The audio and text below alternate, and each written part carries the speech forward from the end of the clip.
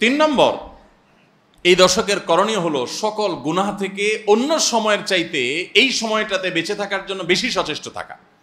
গুনাহ তো 12 মাসই আমরা করব না, কিন্তু এই দশক গুনাহ না করার ব্যাপারে চেষ্টাটা একটু বেশি থাকবে। কারণ আপনারা সূরা তওবার একটি আয়াত শুনেছেন, আল্লাহ রাব্বুল আলামিন সম্মানিত 4 মাসের আলোচনা করে বলেছেন, যালিকাদ দীনুল কাইয়্যিম ফালা তাজলিমু ফিহিন্না আনফুসাকুম। এই সম্মানিত মাসগুলোতে তোমরা নিজের প্রতি নিজে অবিচার করিও না। ভাইরা আমার, তার মানে যেই সময়টাতে আল্লাহর নৈকট্য লাভের সুযোগ, ওই সময়টাতে যদি কেউ পাপাচারে লিপ্ত হয়, এর চেয়ে পাপিষ্ঠ আর কে আছে? এই জন্য আল্লাহ রাব্বুল আলামিন আমাদেরকে দরদের সাথে বলছেন, ভাষা খেয়াল করেন, ফালা তাজলিমু ফিহিন্না আনফুসাকুম, তোমরা নিজের পায়ে নিজে কুঠারাঘাত করিও না। এই 10 দিন না, শুধুমাত্র এই পুরো সম্মানিত 4 মাস, সম্মানিত 4 মাসের ভিতরে টানা 3টা মাস চলছে, জিলকদ, জিলহজ, মুহররম, আরেকটা হলো রজব মাস, রমজানের আগের মাস। তাহলে সম্মানিত 4 মাসের মধ্যে এই 10টা দিন আবার বিশেষ মর্যাদাবান।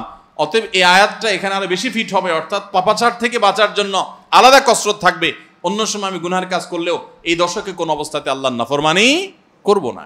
আল্লাহ আমাদের সবাইকে বেঁচে থাকার তৌফিক দান করুন। ভাইরা আমার, তাহলে 3 নম্বর আমল আমরা পেয়ে গেলাম। 4 নম্বর আমল হলো, যাদেরকে আল্লাহ তাআলা সামর্থ্য দিয়েছেন তারা হজ করবেন। এই দশক হজের আমলের মাস, আমলের দশক, এই দশকেই হজ হবে। অতএব যাদের তৌফিক দিয়েছেন আল্লাহ তাআলা, তারা কি করবেন? হজ করবেন। এটা এই দশকের আমল। এটা হলো 4 নম্বর আমল। 5 নম্বর আমল হলো, যাদেরকে আল্লাহ সামর্থ্য দিয়েছেন তারা এই দশকে কোরবানি করবেন। কারণ কোরবানি এমন একটা আমল, নবী করিম সাল্লাল্লাহু আলাইহি সাল্লাম মদিনা হিজরত করেছেন, এরপর থেকে প্রতি বছরই তিনি কি করেছেন? কোরবানি করেছেন। আল্লাহ নির্দেশ করেছেন, ফাসাল্লি লিরাব্বিকা ওয়ানহার, তুমি তোমার রবের নির্দেশ পালনার্থে নামাজ আদায় করো এবং কোরবানি করো। তো এই জন্য ঈদুল আজহায়, অর্থাৎ এই জিলহজের প্রথম দশকের শেষ দিন, অর্থাৎ 10ম দিনে কোরবানির আমলটা করা, এটা যাদের সামর্থ্য আছে তাদের জন্য প্রযোজ্য। এই দশকের একটা আমল হলো কি করা? কোরবানি করা। কয়টা আমল গেল? 5টা। 6 নম্বর হলো, যাদের কোরবানি করার ইচ্ছা আছে তারা জিলহজের চাঁদ ওঠার আগে আগে, জিলকদ মাসের শেষ দিনের মধ্যে তাদের হাতের নখ, চুল, গোফ, অবাঞ্ছিত লোম, এগুলো সব কেটে পরিষ্কার করে ফেলবেন এবং এই দশক আর সেগুলোতে হাত দিবেন না।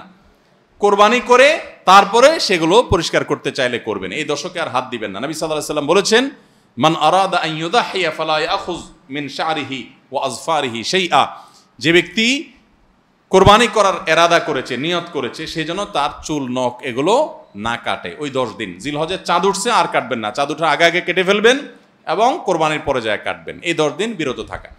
তবে অন্য আরো বিভিন্ন রেওয়ায়াত থেকে, বর্ণনা থেকে বোঝা যায় যে এই আমলটা শুধু যিনি কোরবানি করবেন তিনি নয়, যিনি কোরবানি করবেন না, কোরবানি করার সামর্থ্য নাই, তিনি এই আমল করতে পারেন, তাহলে আল্লাহ তাআলা তাকে কোরবানি করার সওয়াব দান করবেন।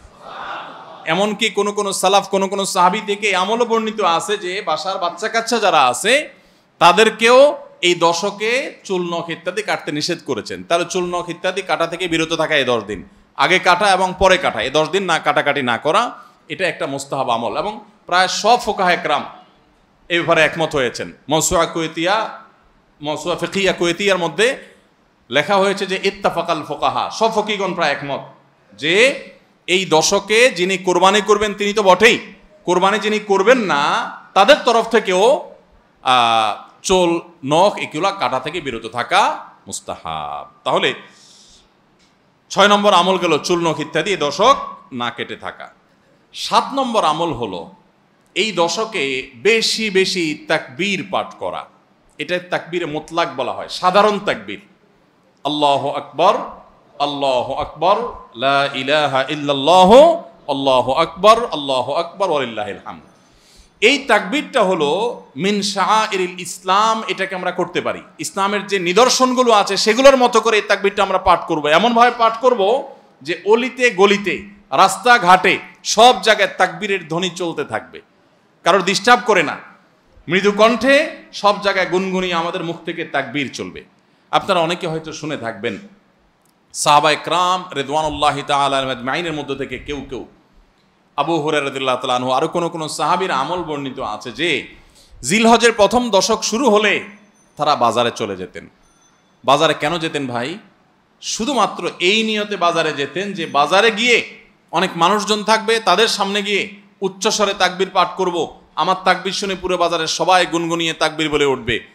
এই উদ্দেশ্যে শুধুমাত্র কোন কোন সাহাবী বাজারে যেতেন এবং যে বলতেন আল্লাহু আকবার, আল্লাহু আকবার, লা ইলাহা ইল্লাল্লাহু, আল্লাহু আকবার, আল্লাহু আকবার, ওয়ালিল্লাহিল হামদ।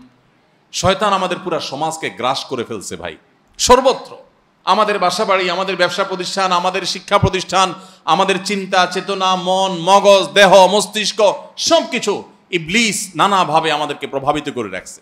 ইবলিসের ওয়াজ তো আজকাল আমরা শুনি না। কোরআনে আল্লাহ তাআলা সবচেয়ে বেশি যাকে শত্রু হিসাবে দেখাইছেন সে হলো কে? ইবলিস। তার ব্যাপারে আল্লাহ বলেছেন যে সে আমাদের আদু ও মুবিন, স্পষ্ট শয়তান। আমরা জীবনে কোনোদিন দেখিই নাই, আল্লাহ বলেছেন স্পষ্ট শয়তান। হলো আমরা দেখিই না, সে থাকে গোপনে, আল্লাহ বলছেন স্পষ্ট। ভাইরা আমার, এই জন্য আল্লাহ স্পষ্ট বলেছেন যে শয়তান নিজে দেখা না দিলে কি হবে, শয়তানের শয়তানি সারাক্ষণ আমাদের চোখের সামনে ভাসে। চতুর্দিক থেকে শয়তানের শয়তানি আমরা দেখি না? তো এই শয়তান তার শয়তানি করে করে পরিবেশটাকে আমাদের নষ্ট করে ফেলছে। আমাদের দেশ তরুণ প্রজন্মকে ধ্বংসের দ্বারপ্রান্তে নিয়ে যাওয়া হয়েছে। তাদেরকে দিন থেকে এত দূরে সরাই দেওয়া হয়েছে, কখনো শিক্ষার নামে, কখনো সংস্কৃতির নামে, কখনো বিনোদনের নামে, কখনো খেলাধুলার নামে, কখনো ক্যারিয়ারের নামে, এক এক সময় এক এক নাম দিয়ে আমাদের সন্তানদেরকে ওয়াল্লাহি দিন থেকে এত দূরে সরিয়ে ফেলা হয়েছে, আমরা অনেকে এখনো আঁচ করতে পারছি না। ভয়াবহতা কোথায় গিয়ে ঠেকেছে অনেকে অনুমান করতে পারছি না। সমাজ থেকে শয়তানের এই সমস্ত শয়তানির প্রভাব দূর করবার জন্য জিলহজের প্রথম দশকে অলিতে গলিতে, রাস্তাঘাটে, বাসা বাড়িতে, ব্যবসা প্রতিষ্ঠানে সব জায়গায় তাকবীর ধ্বনি উচ্চারিত করতে থাকেন।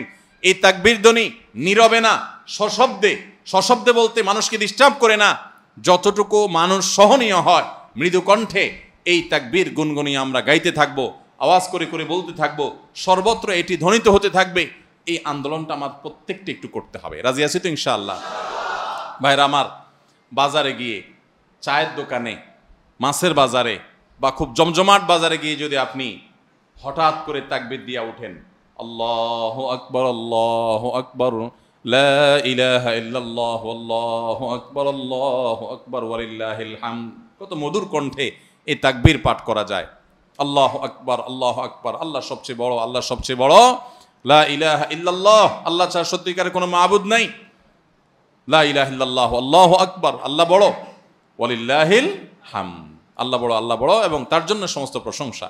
ভাইরা আমার, আল্লাহর বড়ত্ব এটা বলতে গিয়ে আজকাল আমাদের অনেকের হেজিটেশন হয়, আমাদের অনেকের মধ্যে ইতস্তত বোধ হয় যে মানুষের সামনে যায় বলবো। একা একা বলি ঠিক আছে, মানুষের সামনে আবার বলবো কেমন লাগে। এগুলো আমাদের ইমানের দুর্বলতার দলিল।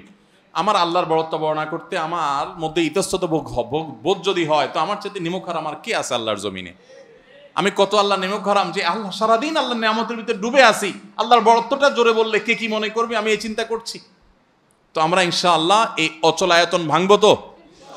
আমরা ইনশাআল্লাহ এই হীনমন্যতা, এই ইতস্ততা দূর করবো তো ইনশাআল্লাহ? ভাইরা আমার, টার্গেট করে করে বাসায় যাওয়ার সময় মোবাইলে অ্যালার্ম দিয়ে দিয়ে লিখে লিখে রিমাইন্ড করে করে তারপরে আমল করব। মনে থাকবে তো ইনশাআল্লাহ? যেখানে মানুষ আছে একটু জোরে জোরে তাকবীর পাঠ করবো। বাসায় ঢোকার সময় জোরে জোরে পড়তে পড়তে ঢুকবেন, যাতে বাসার সবাই তাকবীর দিয়ে উঠে। হঠাৎ মনে হবে একটু জোরে জোরে পড়বেন, যাতে সবাই তাকবীর দিয়ে উঠে। পুরো পরিবেশটাকে সেভাবে করবেন। আমি আমার বাসায় এই দশক আসলে সাধারণত মৃদু কণ্ঠে ভলিউমের সবসময় তাকবীরটা চালু করে রাখি, যাতে সবার মনে হয়। অফিসে কম্পিউটারে এটাকে মৃদু কণ্ঠে চালু করে রাখি, অন্যান্য কাজ করতে থাকি, এই আওয়াজ চলতে থাকে, যাতে করে যে আসে সে দেখে তার মনে হয় সে আমলটা করতে পারে। তো আমরা এই আমলটা চিন্তা করবো তো ইনশাআল্লাহ? যদি আপনি বাজারে গিয়ে তাকবীর বলেন, আমাদের সমাজের যে অবস্থা, যে অবক্ষয়, দিনই চেতনা দিন দিন যেভাবে হারিয়ে গেছে, আপনার তাকবীর শুনে হয়তো অনেকে হাসবে। হঠাৎ করে যখন বাজারে গিয়ে তাকবীর দিবেন জোরে জোরে, বলবে ব্যাপার কি? কেউ কেউ হয়তো ইশারা করে যে মাথায় হয়তো কোনো সমস্যা আছে। এরকম হতে পারে, হতে পারে কি পারে না? কেন হইতে পারে? কারণ সব গাফেলদের মধ্যে একজন জাকের আসছে, সব গাফেলদের মধ্যে একজন জাকের আসছে। যেখানে সবাই গাফলতিতে নিমজ্জিত, সেখানে একজন জিকিরকারী আসছে। এজন্য ওই গাফেলদের মধ্যে জিকিরকারী, একজন জিকিরকারী ব্যক্তিকে মনে হয় পাগল, অথবা তাকে বলা হয় যে আননুন। অথচ হওয়া দরকার ছিল মুসলমানদের সমাজে সবাই জাকের, এক দুজন গাফেল, আর আমরা সবাই হয়ে গেছি গাফেল। এজন্য একজন জিকিরকারী হলে তাকে মানুষ কি করে? উপহাস করে, পাগল মনে করে।